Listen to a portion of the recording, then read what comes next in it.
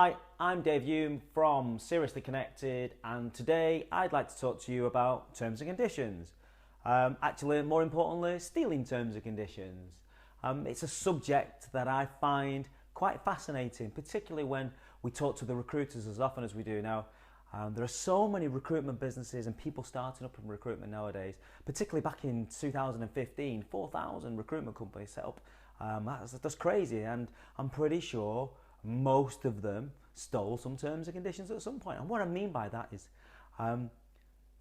experienced recruiters who are thinking about setting up their own business, 9 times out of 10 think it's acceptable to take the terms and conditions from the previous employer, steal the logo off, take the company name, put their own logo on, put the company name on, and hey presto, we got a set of terms and conditions, when actually you haven't.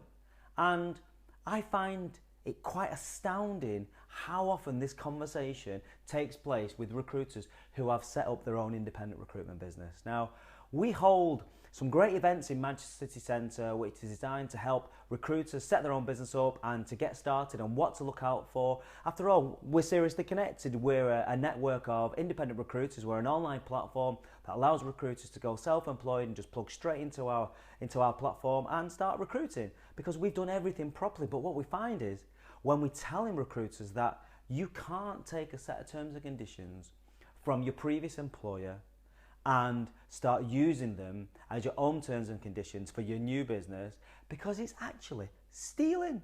And it's a terrible way to start your business from day one.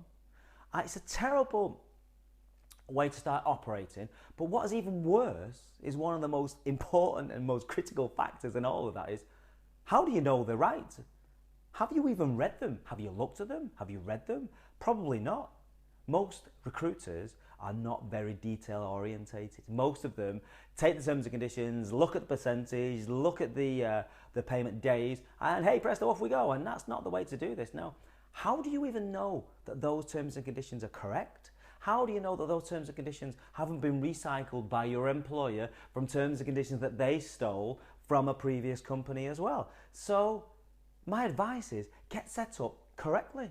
Spend some time, spend some money, invest. Yes, it might be hundreds and hundreds of pounds with a solicitor, but if you lose a fee that you are perfectly entitled to because of a loophole in your terms and conditions, because you've not had them correctly prepared by a solicitor, it will be money well spent, or you will be in a position to lose money that you've got no reason to have lost.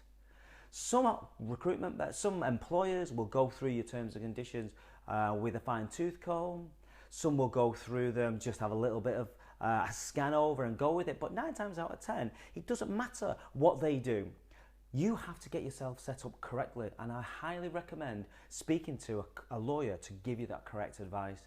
Now, while we were having our live events, we sat down with 2 guys a couple of years ago now, and they wanted to go through where they were up to, what they were doing, what it looked like, and whether we could help them, give them some advice, which yeah, we can. We're experts at building recruitment businesses. And what I found really interesting is after going through a few things, there was something that just jumped right out to me. Now, I'm quite a detail kind of guy. I'm a numbers man. I like numbers. I've always liked figures, and I've always liked that mathematical side of things. And it jumped at me straight away.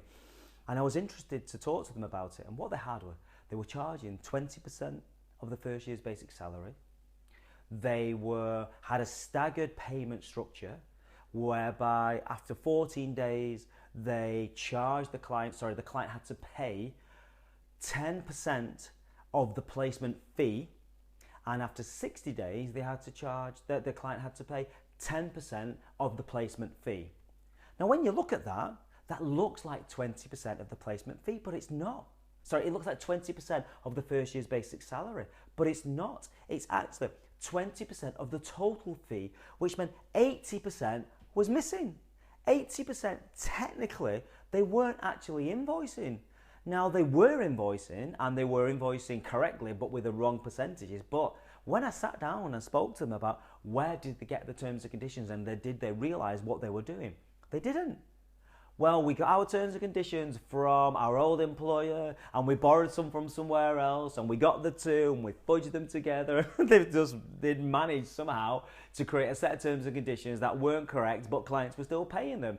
It would have only taken one deal to go wrong and they would have been extremely upset, losing thousands of pounds that they were entitled to. So my advice, if you are thinking about setting your own independent recruitment business up, or if you have already set your own recruitment business up, read your terms and conditions with a fine tooth comb. If you've got a set, take them to a solicitor, get them to look them over for you. And if you've not, and you're thinking about setting your own recruitment business up, that's absolutely great, go for it. And now is a great time to do it, but get your terms and conditions set up. And if you're not so sure, have a look at some of the other videos we've got on independentrecruiter.co.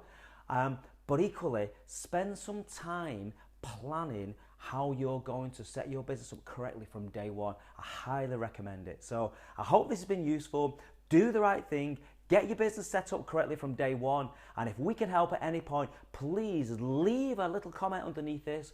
And if you are a recruiter and you've got some recruiter friends, share this on LinkedIn. And if you're watching it anywhere else but in my blog on Independent Recruiter, please go over there. You'll find more videos. There's some information about how you become an independent recruiter, how you can get involved with Seriously Connected. But no matter what you do, make sure you do it properly, because why not? Why not set your business up how you mean to go on and give yourself the very best chance of success? So I hope this has helped. Please share, like, leave a comment, and I look forward to speaking to you soon.